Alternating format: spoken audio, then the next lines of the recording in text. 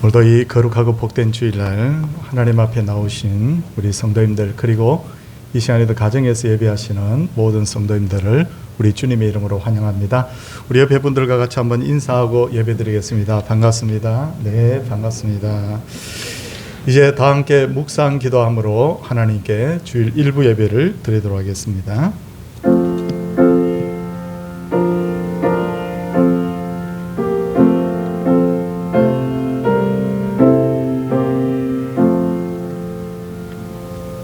할렐루야. 내 영혼아 여호와를 찬양하라.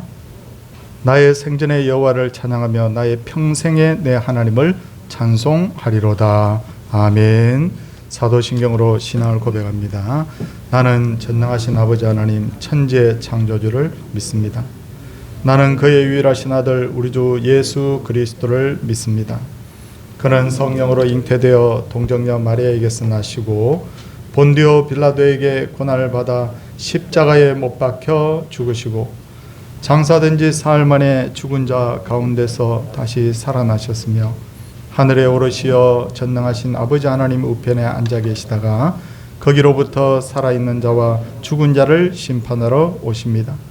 나는 성령을 믿으며 거룩한 공교회와 성도의 교제와 죄를 용서받는 것과 몸의 부활과 영생을 믿습니다. 아멘. 263장입니다.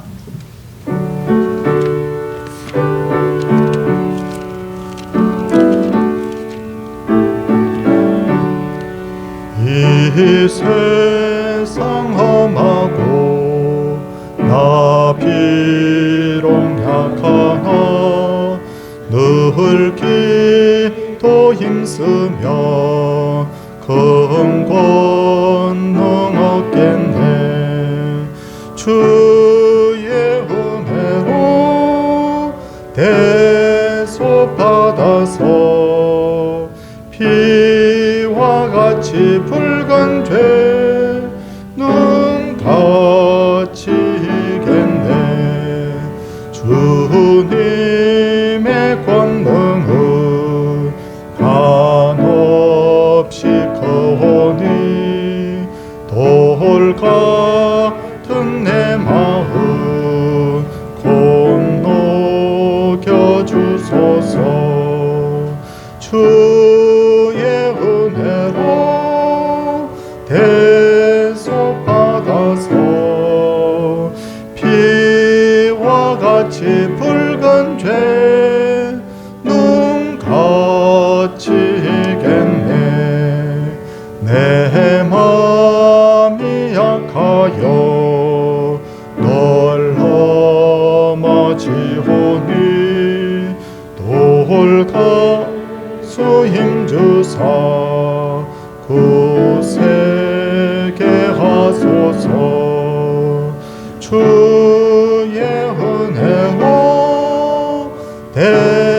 대속받아서 피와 같이 붉은 죄 눈같이 이겠네.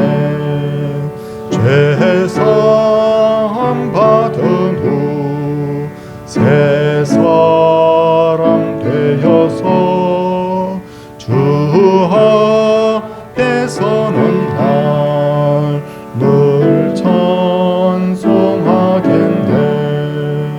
주의 은혜로 대속 받아서 피와 같이 붉은 죄 눈같이 이겠네. 아멘.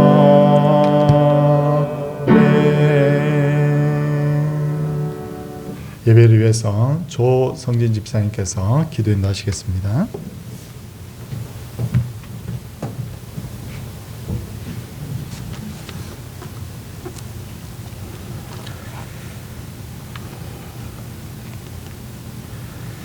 아브라함의 하나님, 이삭의 하나님, 야곱의 하나님이 되시어서 지금은 저희의 하나님이 되시어서 지금까지 저희들을 지켜주시고 인도해 주신 주님의 은혜 진심으로 감사드립니다. 낮에는 구름 기둥으로 밤에는 불기둥으로 이스라엘 백성을 지키셨던 아버지 하나님, 2022년 한 해 주님과 동행할 수 있도록 저희들을 지켜주시고 인도하여 주시옵소서. 말씀대로 살지 못하고 말씀을 전하지 못하고 어려운 이웃을 돌아보지 못하고 남을 미워하고 교만하고 시기하고 정죄하고 주님 앞에 많은 죄를 지으며 살았습니다. 모든 것이 주님의 은혜임에도 저희는 주님 앞에 부끄러운 것뿐입니다. 불쌍한 저희들의 모든 죄를 용서하여 주시옵소서. 지금까지 서울 동산교회를 지켜주시고 인도하여 주신 주님 감사합니다. 2022년도에는 서울 동산교회가 동산교회에 새로운 일꾼들을 많이 보내어 주시옵소서. 그래서 교회가 영적으로 육적으로 부흥하는 한 해가 될 수 있도록 주님 인도하여 주시옵소서. 성령에 충만한 교회, 말씀을 잘 가르치는 교회, 기도가 넘치는 교회, 선교와 구제를 많이 하는 교회, 사랑과 은혜가 넘쳐 성도들이 행복하고 기쁨이 넘치는 교회가 될 수 있도록 주님 인도하여 주시옵소서. 교회 모든 부서의 모임에 회복되게 하여 주시옵소서. 주일학교의 영유아부, 유초등부, 중고등부, 청년부가 부흥이 되게 하여 주시옵소서. 우리의 자녀들이 말씀을 통해 은혜를 받고 믿음이 자라 잘 성장하게 하여 주시옵소서. 그래서 주님께 귀하게 쓰임을 받는 일꾼들이 많이 나와 교회를 살리고 나라를 살리는 유능한 인재가 많이 나올 수 있도록 주님 인도하여 주시옵소서. 교육자와 교사들이 바른 믿음과 지혜로 학생들을 잘 가르치고 사랑으로 양육할 수 있도록 은혜를 베풀어 주시옵소서. 주님, 코로나 바이러스와 추운 날씨에 성도님들의 건강을 지켜 주시옵소서. 마음의 병과 몸의 질병으로 힘들어하는 성도님들을 주님께서 치료하여 주시옵소서. 특별히 한주열 집사님이 갑자기 쓰러져 병원에 입원해 계십니다. 막혀있는 뇌혈관이 뚫어져 빨리 건강을 회복할 수 있도록 주님 인도하여 주시옵소서. 성도님들 가정에 기도하는 모든 소원을 이루어지게 하여 주시고 근심과 걱정이 없이 모든 것이 형통할 수 있도록 주님께서 복을 나리워 주시옵소서. 성도님들의 직장과 사업장에도 주님께서 함께하여 주셔서 모든 것이 잘 되는 은혜를 베풀어 주시옵소서. 주님, 이 나라를 지켜주시옵소서. 대통령 선거가 얼마 남지 않았습니다. 다음 대통령은 하나님을 인정하고 하나님을 두려워하는 자가 대통령이 되어서 이 나라를 잘 통치할 수 있도록 하나님께서 은혜를 베풀어 주시옵소서. 신설 목사님께 영가육에 강건함을 주시고 가정에 평안함을 주셔서 주님께서 맡겨주신 사명을 잘 감당하실 수 있도록 주님께서 인도하여 주시옵소서. 말씀을 들을 때에 은혜를 받고 말씀대로 살 수 있도록 저희들을 지켜 주시옵소서. 호상나 찬양대가 하나님께 찬양을 드릴 때에 주님 기뻐 받아주시고 부르는 자와 듣는 저희가 은혜를 받을 수 있도록 주님 인도하여 주시옵소서. 모든 것을 예수 그리스도의 이름으로 기도드렸습니다. 아멘.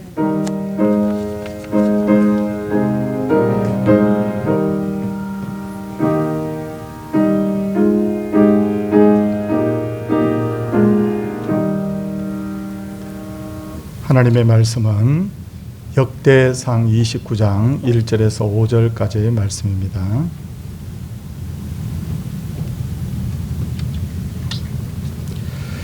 다윗 왕이 온 회중에게 이르되 내 아들 솔로몬이 유일하게 하나님께서 택하신 바 되었으나 아직 어리고 미숙하며 이 공사는 커도다. 이 성전은 사람을 위한 것이 아니요 여호와 하나님을 위한 것이라.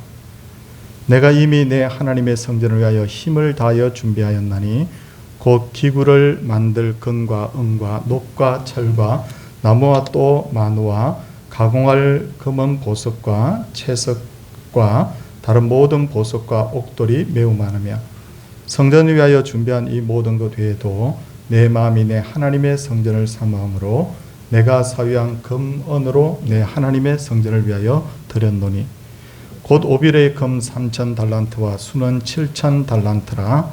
모든 성전벽에 입히며 금은 그릇을 만들며 장인의 손으로 하는 모든 일에 서게 하였노니 오늘 누가 절거히 손에 채워 여호와께 드리겠느냐 하는지라. 아멘. 호산나 찬양대가 하나님께 찬양을 드리겠습니다.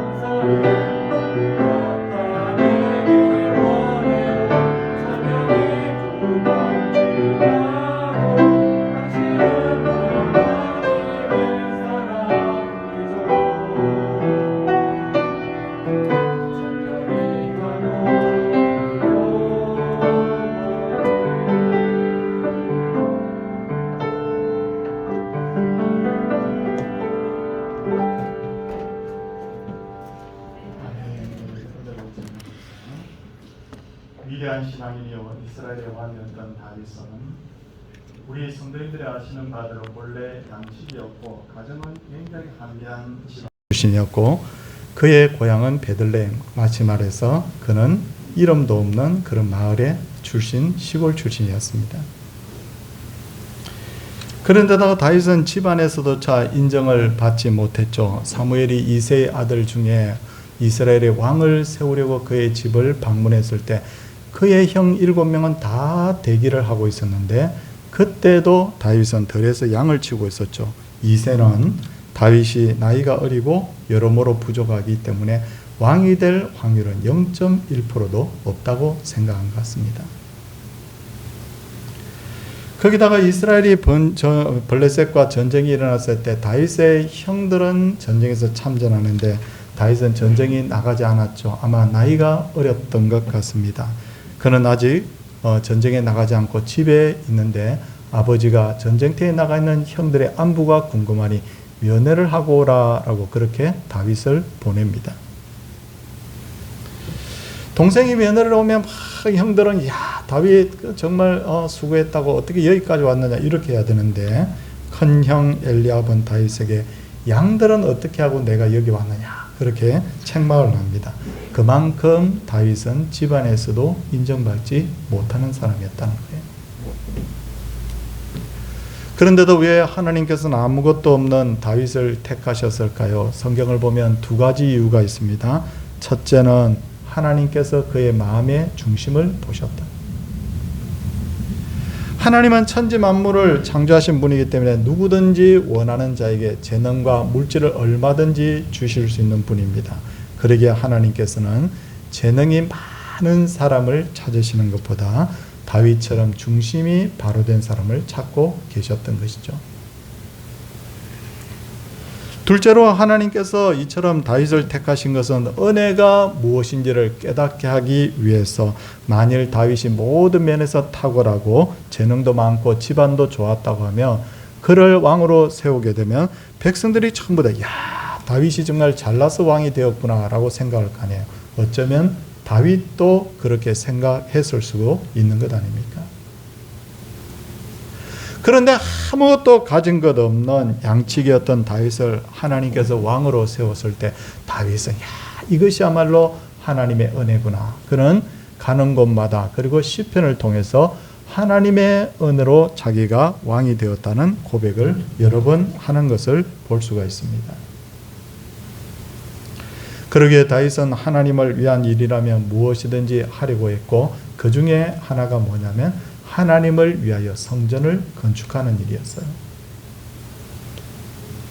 사무엘하 7장을 보면 여호와께서 주의 모든 원수를 무찌르사 왕으로 궁에 평안히 살게 하실 때라고 했습니다. 그때 다윗은 가장 신뢰하고 존경하던 나단 선지자를 조용히 만납니다. 그리고는 나단 선지자에게 내가 하나님을 위하여서 성전을 건축해야 되겠다. 그렇게 하면서 나는 백향목 궁에 살거늘 하나님의 교회는 휘장 가운데 있는 것이 합당하지 않다고 합니다.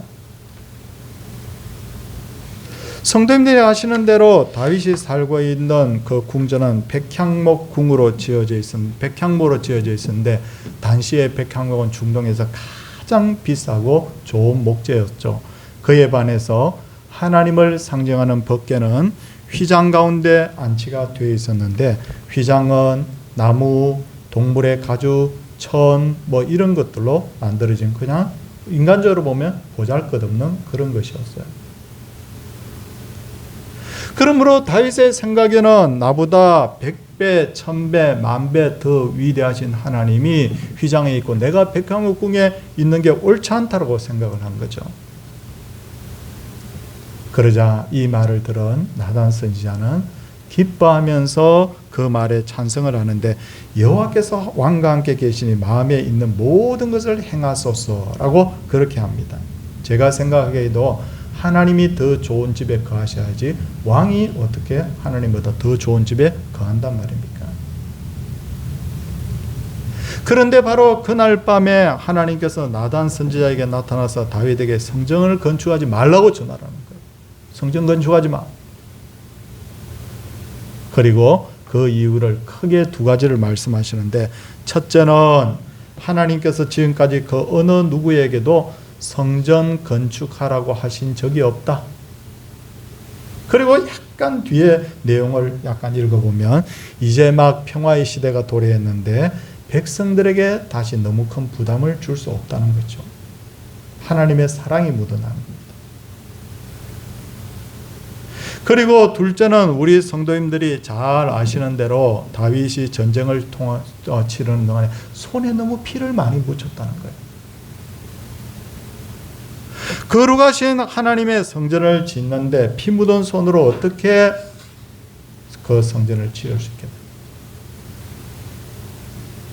이 말을 들었을 때 다윗이 얼마나 속이 상했겠어요. 지금 나를 위하여 성전 건축하려고 하는 것도 아니고 오직 하나님을 위하여 성전 건축을 하는데 하나님이 그것을 이렇게 직설적으로 딱 반대를 했다. 내가 누구에게 선물을 딱 정성스럽게 준비를 했는데 그 사람이 받지 않겠다고 할 때 얼마나 인간이면 누구나 속이 상할 수가 있는 문제 아닙니까? 그러나 다윗은 하나님의 마음을 알고 있었어요. 그리고 사무엘하 7장을 읽어보면 하나님께서도 다윗이 성전을 건축하려는 그 마음만큼은 받아주셨어요. 마음만큼은. 그리고 그에게 4가지 복을 주시겠다고 약속을 하셨는데 첫 번째 복은 다윗을 이스라엘의 주권자로 삼고 그의 이름을 존귀하게 할 것이다. 둘째로 이스라엘에게 이제부터 평화를 줄 것이다. 세 번째는 다윗의 아들 중에 한 사람을 세워서 그로 하여금 장차 성전을 건축하게 할 것이다. 그리고 네 번째는 아주 구속사적으로 의미 있는 복인데 다윗의 왕위가 영원할 것이다. 누구를 통해서 이 왕위가 영원해지느냐면 다윗의 후손으로 오신 예수 그리스도를 통해 영원한 왕위가 이어지는 거예요. 하나님의 마음을 잘 알았던 다윗은 그럼 최선이 아니면 내가 차선을 택해야지. 내 손으로 하나님의 성전을 건축할 수 없다면 성전을 건축할 준비를 내가 해두어야 되겠다. 그리고 그는 성전을 만들 모든 재료들을 거의 다 준비를 합니다. 아울러 이스라엘은 건조하고 메마른 곳이기 때문에 좋은 목재를 구할 수가 없었기 때문에 평소에 깊이 교류를 하고 있던 북쪽에 있는 두로왕 히람에게 내 아들이 앞으로 성전 건축하면 나무를 좀 제공해 주시오 라고 하면서 백향목을 제공해 주겠다는 약속도 미리 받아요. 그리고 백성들을 다 모아놓고 그들에게 뭐라고 말하느냐면 내 아들이 아직 어리고 경험이 부족하니까 성전을 앞으로 건축하게 되면 내 아들을 적극적으로 도와주라고 그렇게 당부도 합니다. 이렇게 해서 최초로 예루살렘에 지어진 하나님의 성전은 다윗이 준비하고 솔로몬이 건축을 하게 되는데 최초의 그 성전의 별명이 뭐냐면 솔로몬 성전이라고 합니다. 솔로몬이 지었기 때문에. 그러나 실상은 백성들은 그 성전을 바라볼 때마다 솔로몬보다 다윗을 더 생각을 했어요, 사실. 그렇다면 오늘날 교인들이 얼마나 다윗과 같은 마음을 가지고 살고 있을까요? 실제로 많은 교인들이 역사의 주인공은 하나님입니다 라고 그렇게 말을 하면서도 자기 자신이 역사의 주인공이 되려고 하는 이들이 얼마나 많은지 몰라요. 목회자들 중에 내가 이 교회를 개척했는데 이 교회가 이렇게 수천 명, 수만 명 이렇게 부흥시킨 것은 내가 했는데 이렇게 하면서 젊었을 때는 너무 신실했는데 나이가 들어서 노욕을 부리는 목회자들이 있어요. 그러다 보니까 하나님의 영광을 가리고 주변 사람들로부터 지탄을 받는 일들이 얼마나 많습니까? 역사의 주인공은 하나님이라고 해놓고 자기가 주인 노릇하고 있는 거예요. 어떤 목회자와 교인들은 내 때에 무엇인가 업적을 이루려고 막 욕심을 냅니다. 내 때 교회당을 한번 지어보자. 내 때 뭔가 기억할 만한 업적을 한번 남겨보자. 자기 때 무언가 큰 일을 해보겠다는 그 마음은 나쁜 마음은 아닙니다. 당연히 우리가 얼마든지 그런 마음을 먹을 수 있어요. 또 해야 되고요. 근데 문제는 뭐냐면 하나님의 뜻이 어디 있는지 살피지도 않고 하나님의 뜻은 너는 아니야 그렇게 하는데 무리하게 막 그렇게 일을 추진하는 건 옳지 않다는 거예요. 그리고 내 때 내가 무엇인가 업적을 남기겠다고 하는 사람들 중에는 자기가 교회에서 주인 노릇 하려고 하는 사람이 많죠. 가끔 젊었을 때 큰 일을 하신 분들이 나이가 들어서 시험에 드는 경우가 있는데 내가 이 교회를 위해서 한 게 얼마나 많은데 말이야 나를 이렇게 대우할 수 있어 하면서 섭섭한 감정을 드러내는 사람들이 있어요. 이해는 됩니다. 얼마나 마음이 섭섭했으면 그런 말을 하겠습니까? 근데 우리는 사람 보고 신앙생활 하는 사람 아니잖아요. 하나님 보고 신앙생활 하는 사람인데 저는 이렇게 말하는 분들이 조금 더 생각을 했으면 하는 부분이 있어요. 그건 뭐냐면 헌신의 의미가 무엇인지를 확인해 봐야 됩니다. 헌신이 뭡니까? 헌신, 나의 마음과 몸과 정성을 하나님께 드리는 게 헌신이잖아요. 그렇기 때문에 나는 내가 뭔가 드렸다고 하면 하나님께 드렸다고 하면 드린 것으로 만족하고 끝이 나야 돼요. 근데 내가 얼마나 많은 헌신을 했는데 라고 말하는 것은 하나님께 드려놓고도 여전히 그 드린 것을 내 것이라고 생각하는 마음이 그 바탕에 깔려 있다는 것 아닙니까? 그리고 하나님께 드려놓고도 내가 드렸다고 계속해서 권리 주장을 하면 사람들에게 인정받기를 원하면 하나님이 뭐라고 말씀하시느냐면 너는 이 세상에서 장차 하나님 앞에 서면 너는 이 세상에서 이미 내가 받을 상 다 받았다. 하나님 앞에 가서 받을 상이 없어진다는 거예요. 안타깝잖아요.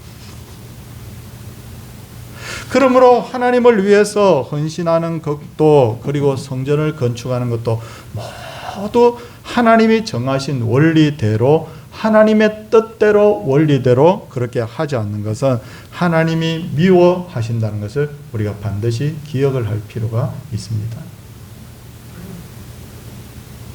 사무엘하 6장을 보면 성전 건축에 대한 이야기가 바로 나오기 바로 앞장에 보면 다윗이 왕이 되자 제일 먼저 한 일 중에 하나는 아비나답의 집에 있던 20년간 방치되어 있던 하나님의 법궤를 예루살렘 성으로 모셔오는 거였어요. 다윗은 법궤를 실을 새 수레를 멋지게 제작을 합니다. 기존 수레 안 썼어요. 하나님을 위해서 새 수레를 마련했어요. 그리고 3만 명이나 되는 병력을 동원해서 법궤를 호위하게 합니다. 궁중에 있던 모든 악사들을 다 동원해서 하나님을 그 법궤 앞에서 찬양을 하게 합니다. 아마도 많은 사람들이 그것을 구경하고 있었을 거예요. 장관이었을 거예요. 다윗의 입장에서 보면 그는 분명히 최선을 다한 거예요. 그러나 그날 수레를 끄는 소들이 뛰는 바람에 법궤가 땅에 떨어질 뻔했고 그것을 우사가 붙들었는데 하나님께서 그를 치사 그를 그 자리에서 적사하게 했습니다. 다윗의 입장에서는 말도 안 되는 일이 벌어져 버린 거예요. 난 최선을 다했는데. 그 일을 당한 후 다윗은 3개월 동안이나 하나님의 법궤를 옮기는 방법에 대해서 연구를 합니다. 성경을 덜쳐보니까 법궤는 반드시 정해진 사람이 반드시 어깨에 매라고 되어 있습니다. 그 정해진 사람이 누구냐면 바로 레위인들. 아, 내가 하나님이 원하는 방법대로 안 했구나. 그래서 다시 3개월이 지나서 그는 레위인들을 동원해서 하나님의 법궤를 어깨에 메고 예루살렘으로 들어오게 하는데 그때서야 다윗은 그 법궤가 안전하게 들어오는 것을 보면서 그 법궤 앞에서 덩실덩실 춤을 추는 것을 볼 수가 있어요. 그러니까 결국은 뭡니까? 성전을 건축하는 일이든 무슨 일이든 반드시 내가 내 마음대로 내 뜻대로 최선을 다했다. 이게 중요한 것이 아니라 하나님의 뜻대로 하나님이 정해놓으신 원리대로 내가 과연 최선을 다했는가. 이게 훨씬 더 중요하다는 거잖아요. 그리고 아무리 위대한 사람도 자기에게 주어진 역할의 한계가 있다는 것을 반드시 우리가 명심을 해야 됩니다. 모든 사람은 자기 역할의 한계가 있어요. 이스라엘은 역사상 가장 위대한 지도자로 모세를 꼽습니다. 모세는 애굽의 모든 부귀영화를 포기하고 나이 80살이 넘었는데도 불구하고 이스라엘 백성들을 애굽에서 탈출시켜서 가나안 땅으로 인도했던 위대한 지도자였어요. 그는 벅찬 가슴으로 비스가 산 꼭대기에 올라서 마침내 40년 만에 가나안 땅을 바라봅니다. 그런데 이게 웬일입니까? 하나님께서 모세에게 이렇게 말하는 거예요. 너는 가나안 땅을 눈으로 바라는 보지만 들어가지 못할 것이다. 세상에 이런 섭섭한 말이 어디 있습니까? 얼마나 청천벽력 같은 말입니까? 내가 이 늙은 몸을 이끌고 그렇게 내가 수고를 했는데 이게 웬 말입니까? 하나님께 따지고 싶었을 거예요. 그런데도 불구하고 모세는 그것이 하나님의 뜻이라면 이라고 하면서 그는 순종합니다. 난 이제 손 다 털고 나는 뒷자리로 물러나야 되겠구나. 그렇게 생각할 수 있는 순간에 그는 마지막 남은 힘을 다해서 하나님을 위해서 두 가지 큰 일을 하는데, 하나는 뭐냐면 온 백성들을 요단 동편 모압 평지에 모아놓고 장차 하나님의 말씀에 너희들 반드시 순종해야 복 받는다고 그는 긴 설교를 3편을 하게 되는데, 그 3편의 설교를 다 모아서 기록해 놓은 성경이 뭐냐면 바로 신명기, 바로 요단 동편에서 백성들에게 권한 말씀을 기록한 것이 바로 신명기. 그리고 또 한 가지는 여호수아를 후계자로 세우죠. 그리고 백성들에게 너희들 나에게 순종했던 것처럼 반드시 너희들 여호수아에게 순종해야 돼. 그는 여호수아를 따르도록 모든 조치를 다 하는 거예요. 내가 아니면 뭐 다른 사람이 하면 난 도와줄 수 없어. 기분 나빠. 아무것도 못해. 그게 아니라 내 역할이 끝났다면 다음 역할을 맡은 사람이 잘 할 수 있도록 도와주는 것이 그는 하나님이 기뻐하시는 것이라고 생각했던 거죠. 이처럼 하나님의 일을 할 때는 내가 주인공이 아니라 하나님이 주인공이라는 것을 꼭 기억을 해야 됩니다. 다시 원점으로 돌아와서 하나님의 성전을 건축할 준비를 할 때 모든 이들이 자발적으로 기쁨으로 헌신했다는 것을 알 수 있어요. 성도님들 이제 성경을 돌아가서 우리 오늘 본문을 한번 보시기 바랍니다. 오늘 본문 역대상 29장 2절을 보면 내가 이미 내 하나님의 성전을 위하여 힘을 다하여 준비하였나니, 힘을 다하여 준비했답니다. 본인이, 다윗이 먼저. 3절을 보십시오. 성전을 위하여 준비한 이 모든 것 외에도 내 마음이 내 하나님의 성전을 삼음으로 내가 사유한 금언으로 내 하나님의 성전을 위하여 드렸노니라고 했습니다. 다윗은 자기가 가진 것을 먼저 많은 것을 하나님의 성전 건축에 위해서 내놓았어요. 그리고 5절 끝부분을 보면 백성들을 향하여 오늘 누가 절거히 손에 채워 여호와께 드리겠느냐라고 합니다. 야, 너희들 다 내놔. 내가 임금이니까 너희들 다 내놔. 그게 아니라 누가 절거히 자발적으로 하나님 앞에 드릴 자가 있겠느냐. 그렇게 말하잖아요. 오늘 본문이 길어서 5절까지만 읽었지만 우리 6절 말씀도 본문입니다. 한번 보겠습니다. 이에 모든 가문의 지도자들과 이스라엘 모든 지파의 지도자들과 천부장과 백부장과 왕의 사무관이 다 절거히 드리되, 야, 이제 이스라엘의 백성들의 그 지도자들이 막 절거히 드렸다고 되어 있죠. 9절 보십시오. 9절 보시면 백성들은 자원하여 드렸으므로, 자원하여 드렸답니다. 기뻐하였으니, 야, 교회에서 자꾸 헌금 이야기하는데 헌금 쥐어짜듯이 아우 나 기분 나빠. 그게 아니라 기뻐하였으니 곧 그들이 성심으로 마음을 다했다는 거죠. 여호와께 또 자원이라는 말이 나오죠. 자원하여 드렸으므로 다윗 왕도 심히 기뻐하니라.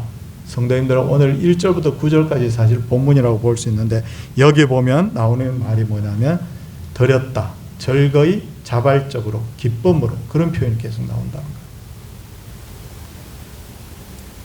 그렇다면 얼마나 많은 건축 헌금을 드렸을까요? 성전 짓는데 7절 말씀 보시면 금이 5,000달란트, 금 10,000다릭, 은 10,000다리, 놋 18,000달란트, 철 10만 달란트인데 오늘날의 단위로 하면 뭐 엄청납니다. 뭐 수천억 원, 수조 원 뭐 이렇게 이상되는 돈을 다 들였는데 그걸 가지고 오랜 시간, 몇 년의 시간이 걸려서 마침내 아들 솔로몬이 나중에 성전을 건축하게 되는데 이 모든 것이 뭐냐면 기쁨으로 드려졌다.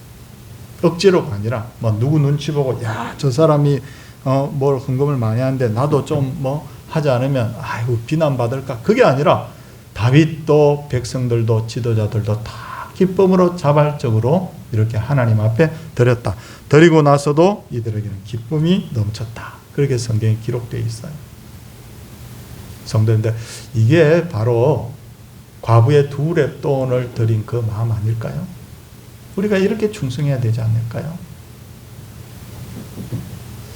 그렇다면 또 하나 우리가 생각해야 될 부분이 하나가 있는데 성전을 건축하는 것도 중요하지만 관리하는 것도 중요해요. 성전이 솔로몬 때 건축되고 나서 그들은 우리 이제 완전히 세대가 바뀝니다. 세대가 바뀌니까 우리 할아버지, 우리 아버지가 성전 잘 건축해 놨으니까 이제 우리는 거기서 예배만 열심히 드리면 돼. 후손들이 그렇게 마음먹었어요. 그러다 보니까 이 성전도 결국 낡아지잖아요. 낡아진다고요. 낡아진 채로 막 방치가 되니까 나중에 하나님께서 그들을 책망합니다. 그래서 세월이 지나서 성전이 퇴락하자 성전을 수리하게 되는데 어떤 때 수리하게 되느냐면 요시야 왕 때 수리하게 되고 그리고 요아스 왕 때도 성전이 다 수리가 됩니다. 뭘 이야기하는 거죠? 성전 건축도 중요하지만 성전이 이렇게 중간중간에 수리하고 관리해줘야 된다. 어떤 분들은 이렇게 말하는 분들이 있어요. 건축원금은 교회 건축할 때 써야지. 근데 그게 성경적이지 않다는 게 문제야. 성경적이지 않다. 성경은 뭐라고 말합니까? 드린 헌물을 가지고 성전 건축하고 또 그 드린 헌물을 가지고 나중에 성전이 퇴락을 했을 때 그 성전 보수공사도 다 하고 그리고 그 성전에 보면 여러 가지 기명들이 있잖아요. 예배드리기 위한 여러 가지 그릇들, 도구들 이런 것도 낡아지니까 나중에 다 그것으로 보수를 하고 그렇게 하는 거예요. 그래서 우리가 드린 이 건축헌금도 교회당 건축할 때도 사용을 하고 그리고 또 여러 가지 교회당에서 크게 수리를 해야 될 때든지 아니면 우리가 도구들이 많이 낡아졌다고 할 때 그것을 보충하는데도 이게 사용하는 게 성경적이죠. 사랑하는 성도님들, 주님은 우리를 당신의 백성이면서 동시에 당신의 동역자고 일꾼으로 우리를 부르셨어요. 그러므로 우리가 여기서 꼭 한 가지 명심해야 될 것이 있습니다. 나의 시대는 유한해요. 저도 유한하고. 반드시 우리가 이 시간에 기억해야 될 한 가지 진리가 있어요. 힘이 있고 기회가 있을 때 하나님 앞에 우리가 헌신합시다. 이게 중요해요. 내 시대가 절대 영원하잖아요. 제가 처음에 우리 성도님들 처음에 뵀을 때 많이 젊어 뵀는데 세월을 우리가 이길 수가 없더라고요. 저도 굉장히 젊었는데 근데 또 세월이 가니까 약간씩 저도 낡아지더라고요. 기회가 있고 힘이 있을 때 우리 충성합시다. 하나님이 반드시 다윗에게 복을 주신 것처럼 그 마음이 반듯하게 제대로 되어서 충성하는 자에게 하나님께서 반드시 기억하시고 복을 주실 줄을 믿습니다. 이제 우리 하나님 앞에 찬송하기 전에 건축 예물, 오늘은 이 건축에 대한 제가 일부러 설교를 좀 했습니다. 건축에 대한 설교할 일이 잘 없는데 예고한 대로 오늘은 건축 예물을 하나님 앞에 드릴 텐데 이것은 우리가 새로운 예배당에 대한 꿈을 이루기 위해서 또 우리 건물도 자꾸 퇴락하게 되면 또 언젠가 또 수리를 해야 되고 또 갖춰야 될 물건도 있고 그렇기 때문에 헌금을 드리는 겁니다. 우리가 지난주에 전도 성경금 그리고 이번 주에 건축금 우리 교회는 딱 1년에 2번 이 작정을 하는데 오늘 다 함께 협조해 주시기를 바랍니다. 앞에 수종 되실 분 두 분만 앞으로 모시도록 하겠습니다.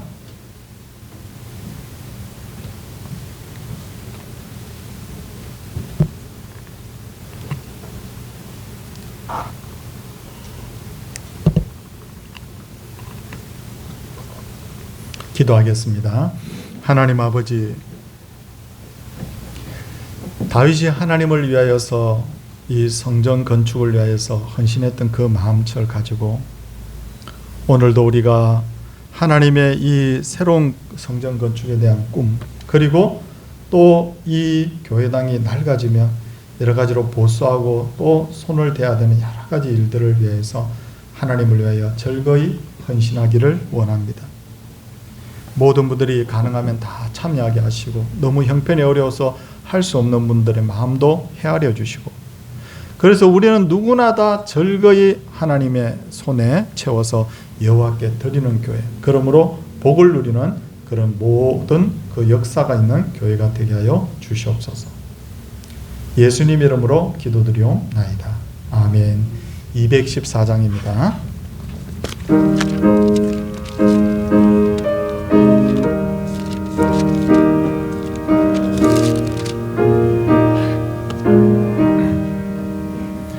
나 주의 도움 받고자 주 예수님께 빕니다. 그 구원 허락하시사 날 받아주소서.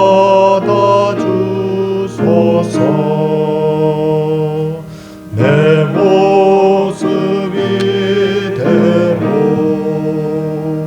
주 받으소서. 날 위해 돌아가신 주 날 받아주소서. 건죄에 빠져 영죽을 날 위해 피 흘렸으니 주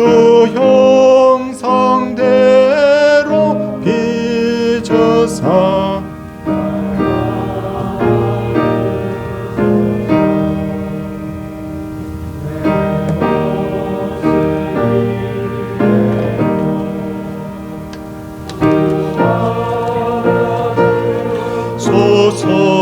소서. 날 위해 돌아가신 주 날 받아주소서.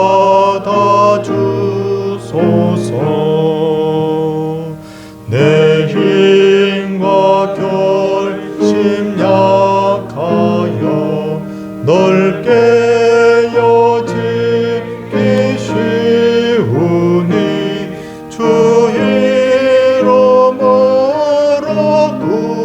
구원해 날 받아주소서. 내 모습 이대로 주 받아주소서. 날 위해 돌아가신 주 날 받아주소서. 내 주님 서신 발 앞에 나 꿇어뜨렸으니 그 크신 역사 이루게 날 받아주소서. 내 모습 이대로 주 받아주소서. 날 위해 돌아가신 주 날 받아주소서.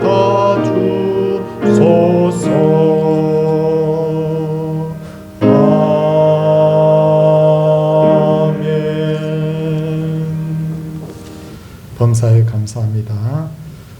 사람이 한 몸을 이루어가는 가운데 양가 가정이 주 안에서 좋은 만남 가지게 하심을 감사합니다. 그리고 어머니 추도에게 잘 드렸다고 또 하나님 앞에 감사의 말을 드렸습니다. 기도하도록 하겠습니다. 하나님 아버지, 우리의 마음속에 다윗의 마음 주옵소서. 내가 이새의 아들 다윗을 보니 내 마음에 합당한 사람이라, 합한 사람이라, 맞는 사람이라고 주님께서 말씀하셨는데, 이 마음을 주님 우리에게도 주셔서 우리가 하나님 앞에 장차 설 때 내가 이미 상 받았다라는 말보다는 착하고 충성된 종이라 칭찬받는 저희들 되게 하여 주시옵소서.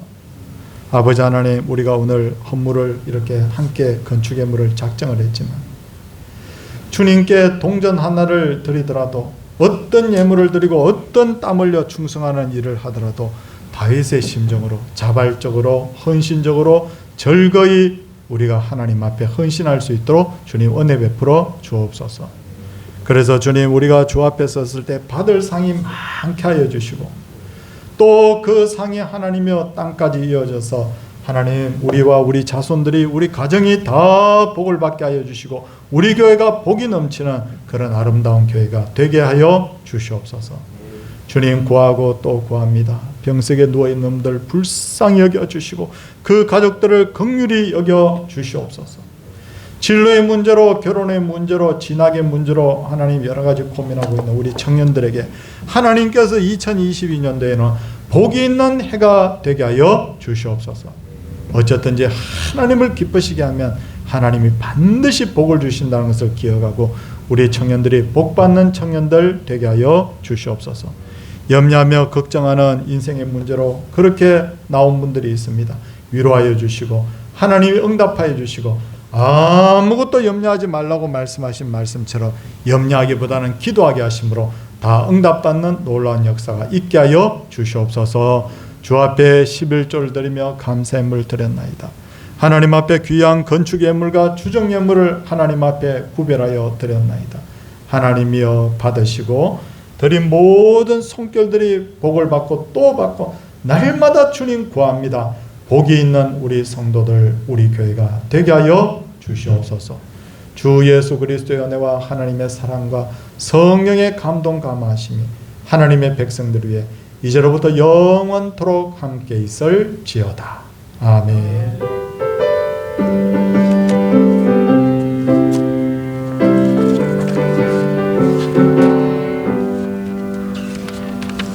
네, 우리 성도님들 광고 잠시 보겠습니다.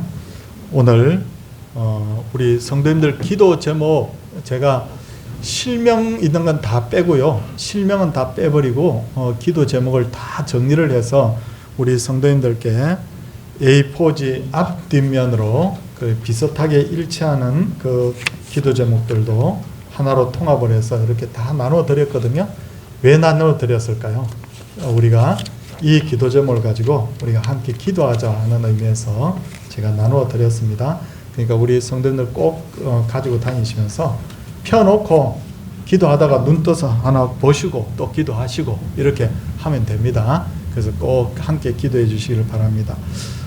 제가 네 번째 광고가 당회원 모임이라고 되는데 요즘 정부에서 모여서 통성기도 하지 마세요 뭐 이렇게 해서 우리가 룰을 지켜가면서 그래도 우리가 성도님들 기도 제목 가지고 당회원들이 기도하기로 했어요. 그래서 우리가 뭐 크게 소리를 내고 그렇게 못하더라도 우리 당회원들이 모범으로 우리 첫 번째로 이 기도 제목을 가지고 오늘 2부 예배 후에 함께 기도하는 시간 가지도록 했습니다. 오늘 건축원금 작정에 함께 협조해 주신 분들 하나님께서 복 주시기를 원합니다. 장기 결석자 신방을 매주 이렇게 가정들을 정해서 하고 있습니다. 우리 성도님들께서 오셔서 기도 부탁드리고요. 한주열 집사님, 오늘 조 집사님께서도 또 기도 중에 언급을 하셨고 문자도 보내셨지만 뇌졸중으로 그렇게 지금 순천향대학병원에 입원해 있습니다. 전화는 마음대로 받고 또 통화도 마음대로 되고 근데 다리가 한쪽이 좀 불편하다고 그래요. 그래서 회복될 수 있다는 믿음 가지고 있습니다. 꼭 기도해 주시기 바랍니다. 그리고 우리 성도님들 나가실 때 책을 한 권 나누어 드릴 겁니다. 이 책입니다. 아주 디자인이 깔끔하고 예쁘게 되어 있는데 저자가 누군가 하면 강장환 장로님이 저자시거든요. 지난번에 작년에 우리 간정했잖아요. 간정이 너무 간정이 은혜로워가지고 야 이건 진짜 혼자 간직하기 그렇다고 해서 제가 영상을 제작해가지고 보내드렸잖아요. 장로님은 글을 쓰는 은사가 있는 분이에요. 그래서 제가 적극 권했습니다. 장로님 후손들을 위해서 성도들을 위해서 이렇게 글을 이렇게 써서 함께 은혜를 우리 받으면 얼마나 좋을까요 했는데 장로님이 순종하는 마음으로 그렇게 글을 다 쓰셔가지고 그 후손들이 아들들이 협력을 하고 디자인도 하고 뭐 이렇게 해가지고요. 책이 나왔는데 이 책을 보면 두 가지 특징이 있습니다. 하나는 읽고 있으면 마음이 편안하고 따뜻해져요. 그리고 두 번째는 뭐냐? 은혜가 됩니다.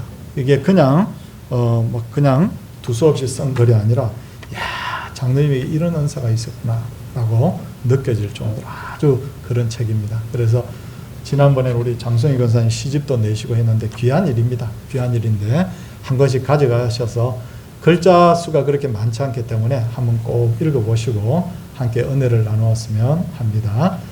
책값은 없습니다. 비매품입니다. 그냥 나눠드립니다. 예, 우리 옆에 분들과 한번 인사하도록 하겠습니다. 장로님 저 쳐다보십시오. 장로님 너무 감사합니다. 인사하겠습니다. 할렐루야.